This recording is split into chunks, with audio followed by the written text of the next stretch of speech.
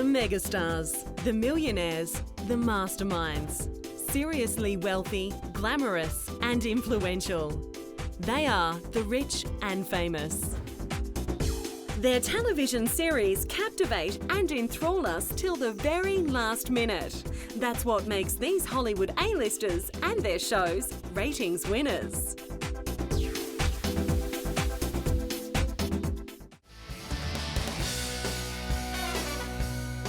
Keifer Sutherland. He is one of the biggest stars on our television screens, but we never really noticed the amount of power he had until he was offered a $40 million contract.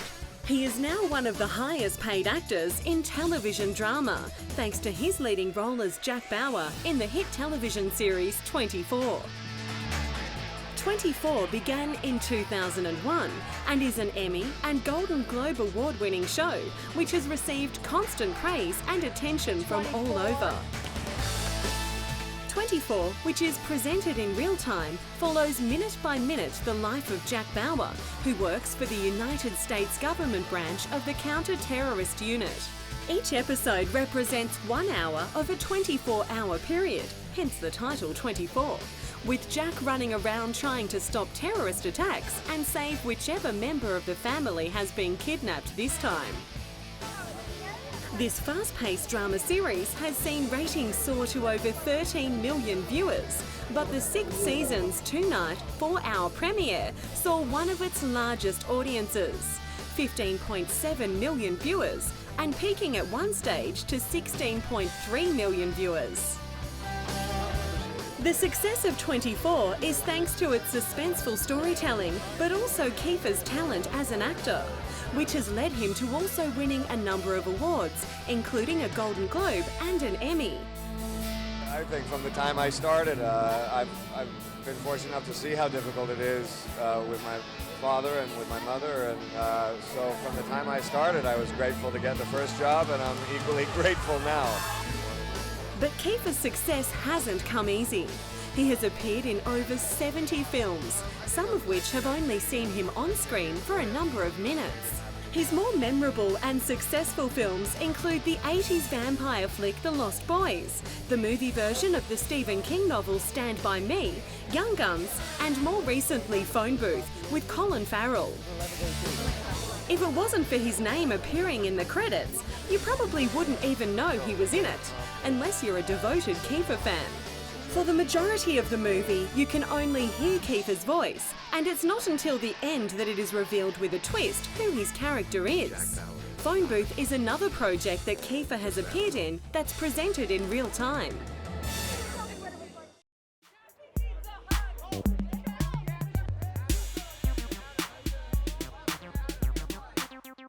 The son of award-winning actor Donald Sutherland, Keifer also has a talent of a different kind.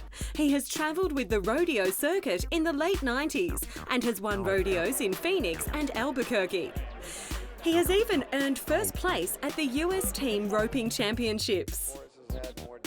When beginning with the rodeo circuit, he decided to purchase all the things he needed: the horses, the bulls and cows, the tractors and the 900-acre ranch in Montana. Once all over though, and not needing it anymore, he sold it.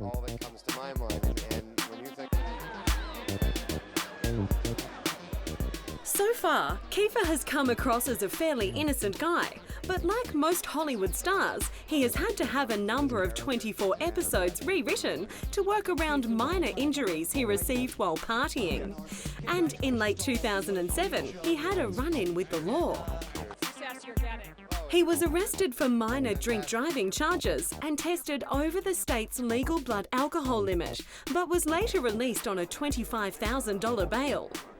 Lucky for him, he just received his $40 million contract. He was then sentenced to 48 days in jail, which he kindly served all at once.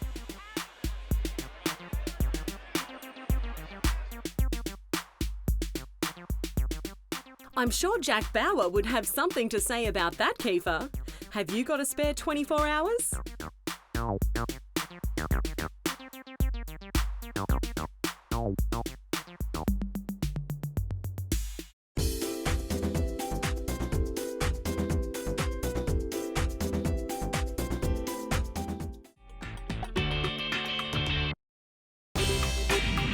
America Ferrera, best known for her geeky alter ego, Betty Suarez, on the hit comedy series Ugly Betty.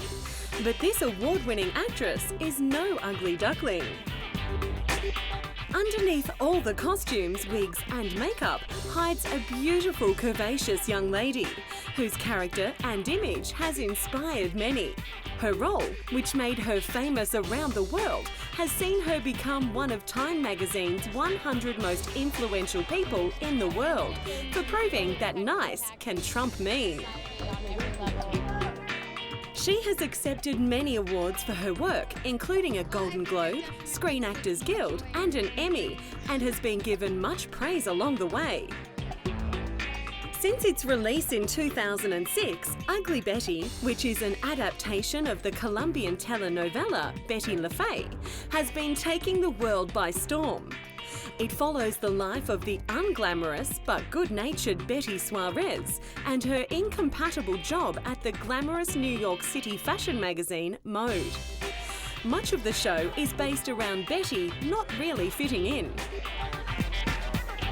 She is smart, sweet and hardworking, but she's not thin and beautiful like her co-workers. She is good-hearted and brave, but lacks social skills, self-confidence and fashion sense. This multi-award-winning show is viewed by millions around the world, generally receiving over 10 million viewers per episode. Since its debut, the Ugly Betty series has won 2 Golden Globes and received a mammoth 11 nominations at the 59th Emmy Awards. I knew that we had a show that was very special, and I knew that we had a group of people that really loved it, and you know, you hope that the audience is going to love it and latch on, and we got really lucky, and so I'm just happy that this show has found an audience that really understands what it is and loves what it is. The success of Ugly Betty and its stories dealing with body image have led to a number of news reports and experiments seeing how people discriminate against each other because of body shape and size. America, the youngest of 6 children, managed a small amount of success with the launch of her acting career, starring in Real Women Have Curves, which debuted at the Sundance Film Festival and the Sisterhood of the Travelling Pants. But it was being convinced by Salma Hayek, actor and executive producer of Ugly Betty, to play the very unflattering role of Betty that made America the star she is.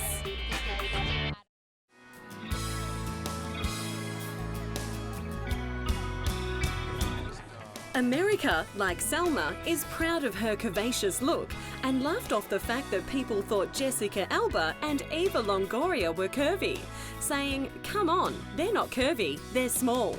I'm curvy."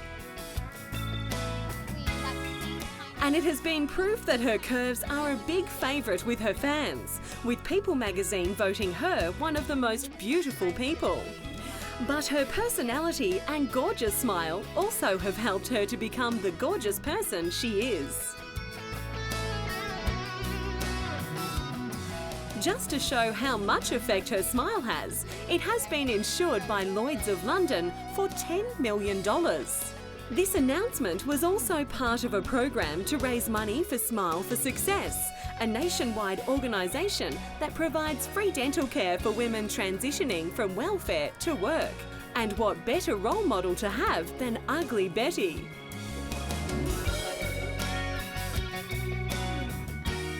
If ugly is the new beautiful in the land of Ugly Betty, then America Ferrera must be absolutely outstanding.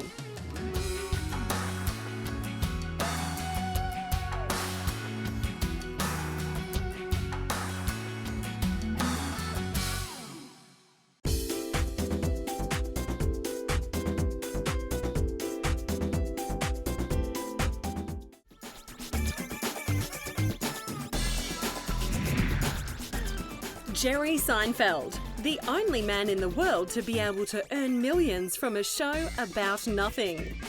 Even though his show ended many years ago, Jerry is still earning $60 million plus a year from the show's syndication rights. He became well known for his stand-up comedy routines when appearing in the early 80s on The Tonight Show with Johnny Carson. He then became a regular on Late Night with David Letterman and The Merv Griffin Show. Ranked number 12 of the 100 greatest stand-ups of all time, this award-winning comedian, actor and writer came up with the idea of Seinfeld, a show about nothing in the late 80s, basing the main character, funnily enough named Jerry Seinfeld, loosely on himself. His three friends, George, Elaine and Kramer, again all based on people in Jerry's life, became regular visitors to households around the world. By season 9, the final season, Seinfeld was reaching ridiculous ratings. Over 21 million people tuned in to see what kind of mischief they were getting up to. Only Jerry and his tribe of perplexed and deranged friends could turn waiting in a line to see a movie or being stuck in a traffic jam hilarious. With Seinfeld wrapping up, an astounding 76 million viewers tuned in to see the final gut-busting but also quite sad episode. This was the third most watched finale in television history. Jerry was reportedly offered $5 million per episode to continue the show, but he refused. Why would he need to continue when he's still making money off it years later? That's this wonderful memory. When we went off the air, we were the #1 show on television. We had 75 million viewers watch the last episode. Now, if I came back, I would be scuffling, it would be very depressing. Once you get to the top of the mountain, stay there. With Seinfeld over and Jerry a very moneyed man, he was now able to concentrate on the more important things in his life, his Porsche collection.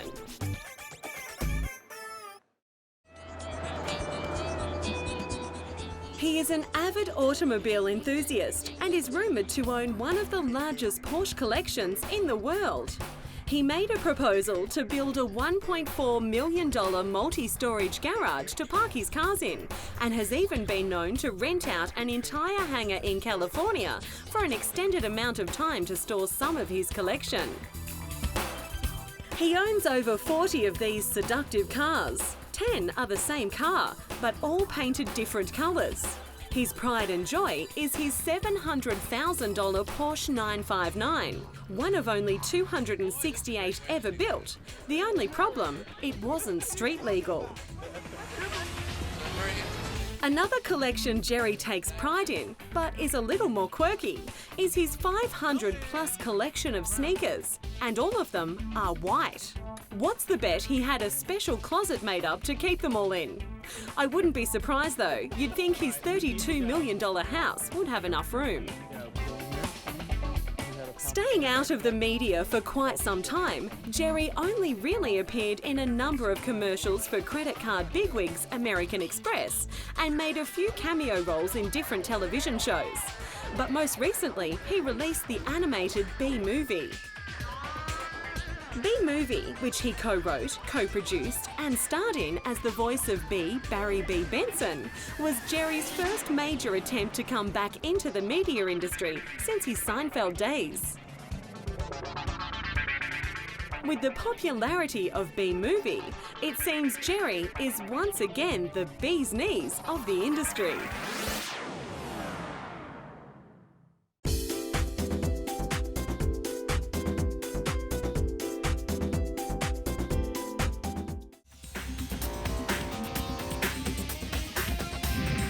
He may look like the rough, brutish type, but James Gandolfini is the opposite. He is in fact quite charming.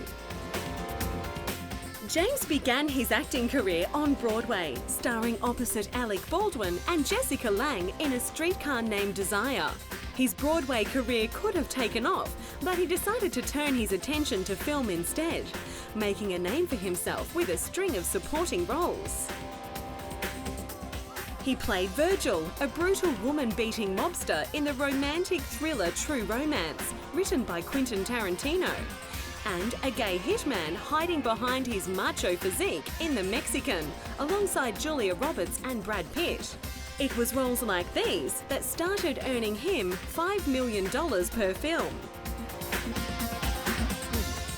But it was his role as Tony Soprano, the mafia boss and family man in the multi-award-winning television series The Sopranos, which earned him critical acclaim.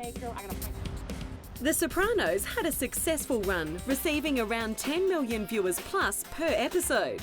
And by the last season, the cast members received a combined $52 million paycheck.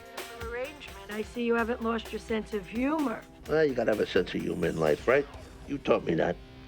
The Sopranos, set in New Jersey, revolved around mafia boss Tony Soprano, his family life and his life as a criminal. He is the ferocious and quick-tempered boss of the New Jersey-based DeMeo crime family and the leader of the Soprano household.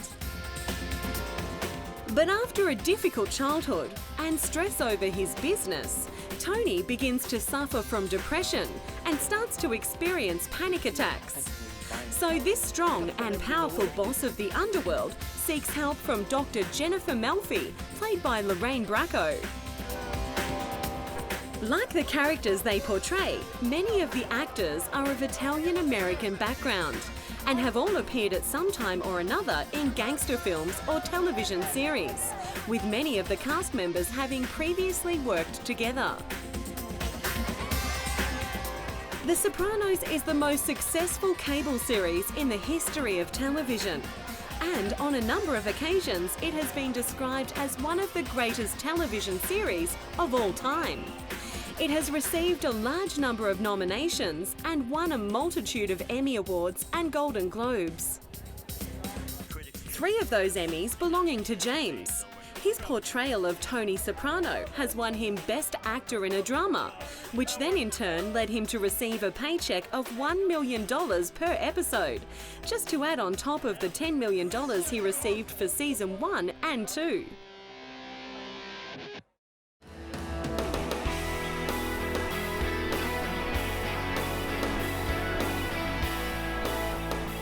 James, who has become known to play these dark and sinister characters, has been rewarded for his talent by being listed as the 42nd greatest TV icon of all time.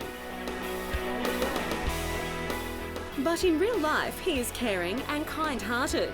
He supports the October Woman Foundation for Breast Cancer Research in his hometown of Park Ridge and often appears at their annual October banquet, bringing other cast members of The Sopranos along to attract numbers to help the foundation.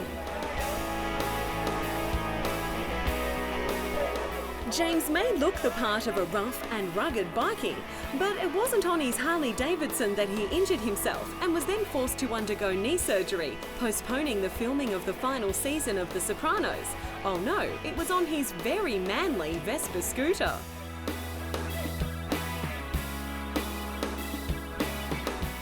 And really, what could they do about it? After all, he was the star of the show and the boss, the mafia boss.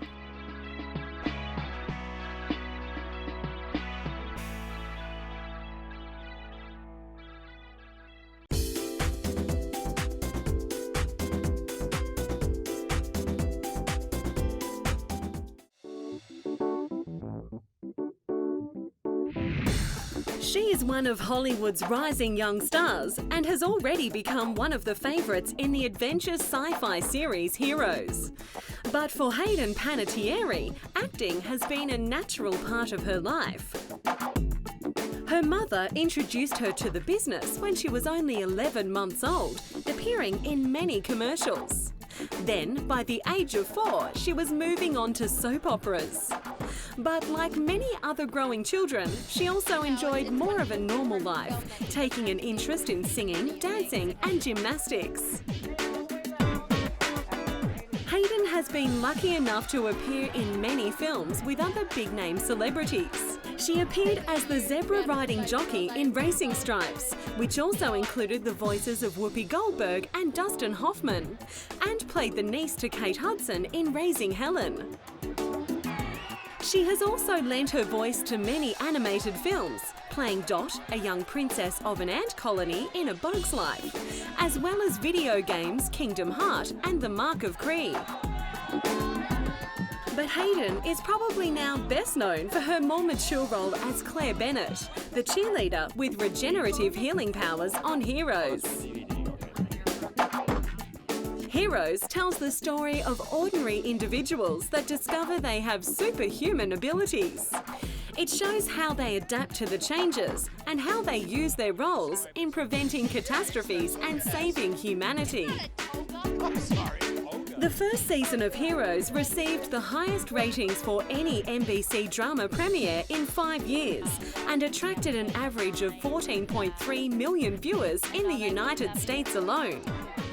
The award-winning show is constantly leaving viewers on the edge of their seat, leaving many people asking questions about where the show is going, with all the answers yet to be revealed. Hayden has been rumoured to be dating her Heroes co-star Milo Ventimiglia, despite their 12-year age difference. This young star, unlike other young starlets who would rather spend their time partying and wasting their life away, spends a lot of her spare time supporting charity organisations and gives her support to many in need. She has participated in World Children's Day, an annual fundraising effort from McDonald's on behalf of children's projects, which has raised over $100 million to support programs, grants and scholarships, directly improving the health and well-being of children. Hayden has said, "I am honoured to support World Children's Day and Ronald McDonald House Charities to help bring attention to this very special cause."